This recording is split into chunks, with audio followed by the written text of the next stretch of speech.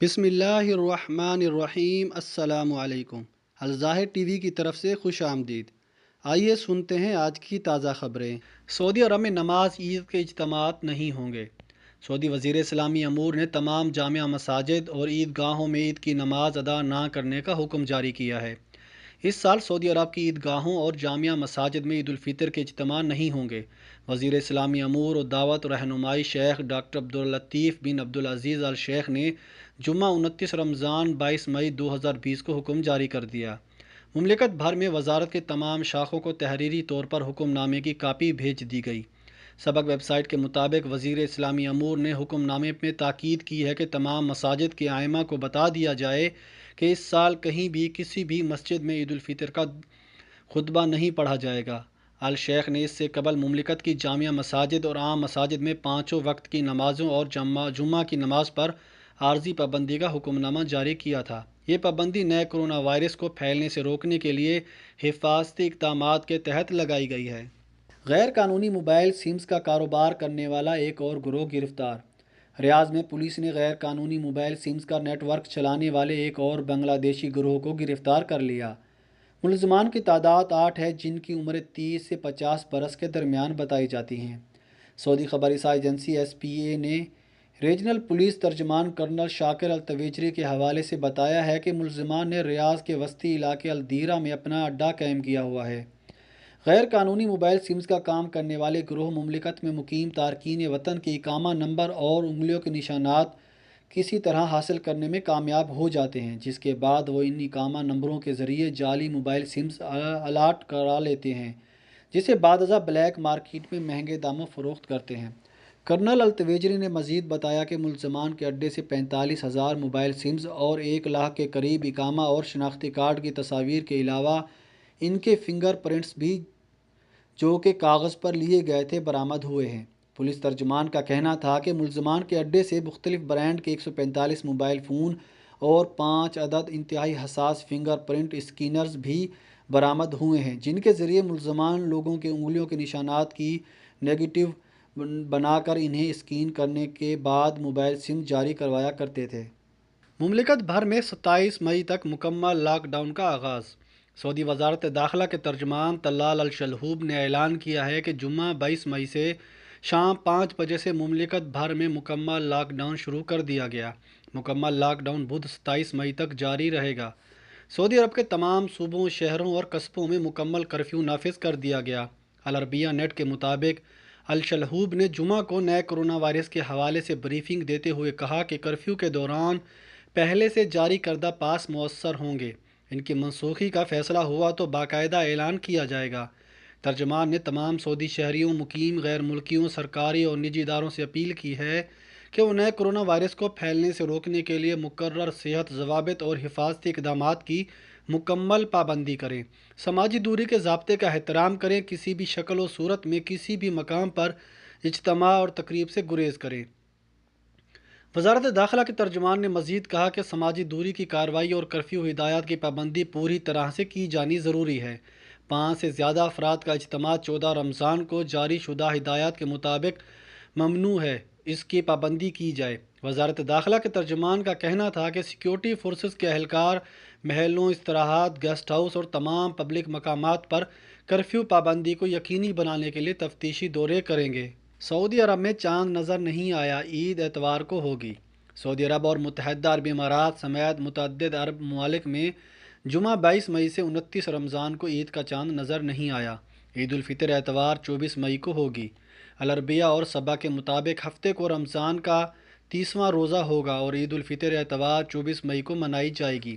سعودی خبر رساں ایجنسی کے مطابق ایوان شاہی نے اعلان کیا ہے کہ سپریم کورٹ نے جمعہ کو چاند نظر نہ آنے کی تصدیق کر دی اور عید الفطر اتوار 24 مئی کو ہوگی۔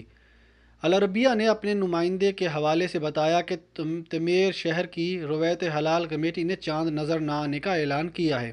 اخبار 24 نے ہوتا صدیر میں المجمع یونیورسٹی کے رصد گاہ کے حوالے سے بتایا کہ جمعے کو چاند نظر نہیں آیا۔ اس سے قبل ماہرین فلکیات نے دعویٰ کیا تھا کہ فلکیاتی نظام کے مطابق جمعہ 22 مئی کو چاند نظر نہیں آ سکتا، کیونکہ چاند سورج غروب ہونے سے قبل ہی چھپ جائے گا۔ ماہرین فلکیات کا کہنا تھا کہ اس سال رمضان 30 دن کا ہوگا، قطر میں بھی عید کا چاند نظر نہیں آیا، عید الفطر اتوار کو ہوگی۔ المرصد ویب سائٹ کے مطابق 6 ممالک آسٹریلیا، فلپائن، جاپان، انڈونیشیا، ترکی اور ملائیشیا میں پہلے ہی اعلان کر دیا گیا تھا کہ ہفتے کو رمضان کا 30واں روزہ ہوگا اور عید اتوار 24 مئی کو منائی جائے گی۔ گھر کو باربر شاپ میں تبدیل کرنے والے 7 غیر ملکی گرفتار۔ سعودی عرب میں گسیم پولیس نے اپنی رہائش کو باربر شاپ میں تبدیل کرنے والے 7 غیر ملکی حجاموں کو گرفتار کیا ہے۔ اخبار 24 کے مطابق گسیم پولیس کے ترجمان بدر الصحبانی نے بتایا کہ پولیس نے گرفتاری کی کارروائی خفیہ رپورٹ کی بنیاد پر کی۔ پولیس کو پتہ چلا تھا کہ 7 غیر ملکی نئے کرونا وائرس کو قابو کرنے کے لیے مقرر حفاظتی اقدامات کی خلاف ورزی کرتے ہوئے سالون باربر شاپ کے بجائے گھروں میں باربر شاپ کی سہولتیں فراہم کر رہے ہیں۔ سعودی حکومت کورونا وائرس سے لوگوں کو بچانے کے لیے حفاظتی تدابیر کے طور پر باربر شاپس پر پابندی لگائے ہوئے ہے۔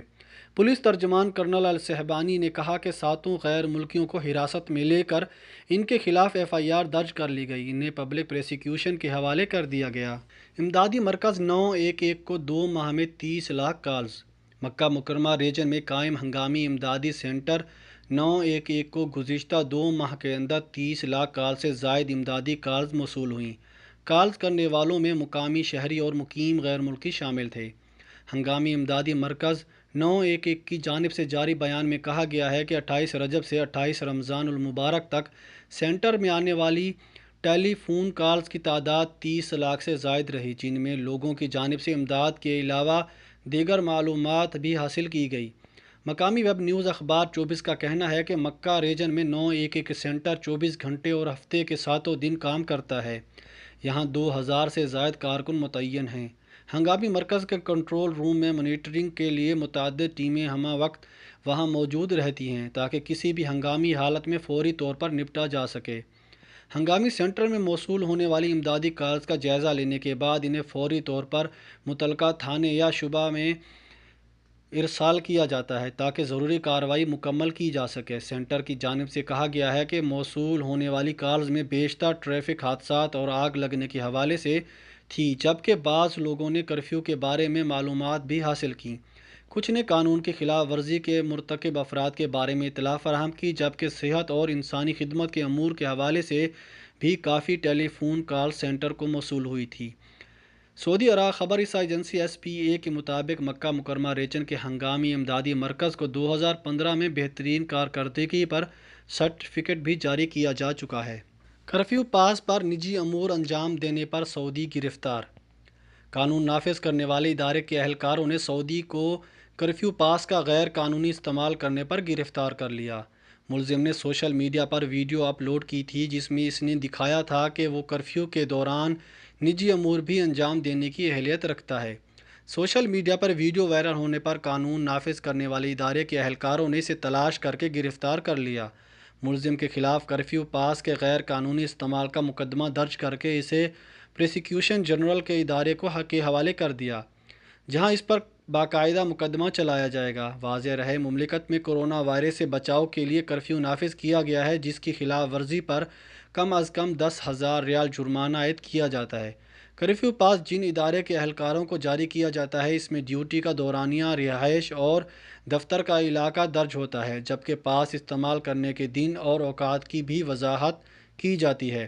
مقررہ اوقات کے علاوہ کرفیو پاس استعمال کرنا خلاف قانون شمار ہوتا ہے۔ ایسا کرنے والوں کو بھی کرفیو کی خلاف ورزی کی سزا دی جاتی ہے۔ دوسری جانب وزارت داخلہ نے متنبہ کیا ہے کہ جن افراد کو کرفیو پاس جاری کیا جاتا ہے اگر وہ اس کی خلاف ورزی کے مرتکب ہوتے ہیں تو انہیں سخت سزا کا سامنا کرنا پڑے گا۔ وزارت داخلہ کا کہنا ہے کہ ایسے افراد جن کے کام کی نوعیت ایسی نہیں کہ انہیں کرفیو پاس جاری کیا جائے، ایسے افراد کے لیے کرفیو پاس جاری کرانے پر بھی قید اور جرمانے کی سزا ہوتی ہے۔ ایسے افراد جو غیر ضروری لوگوں کے لیے کرفیو پاس جاری کراتے ہیں انہیں 10,000 سے 1 لاکھ ریال تک جرمانہ اور 1 ماہ سے 1 برس تک قید کی سزا یا دونوں سزائیں بیک وقت دی جا سکتی ہیں۔ مسجد الحرام میں رمضان کا آخری جمعہ اور ختم القرآن۔ سعودی عرب میں مسجد الحرام اور مسجد نبوی میں سخت حفاظتی انتظامات کے ماحول میں رمضان کے آخری جمعے کی نماز ادا کی گئی۔ سعودی خبر رساں ادارے SPA کے مطابق مسجد الحرام میں جمعہ کی نماز ڈاکٹر عبدالرحمن السدیس نے پڑھائی۔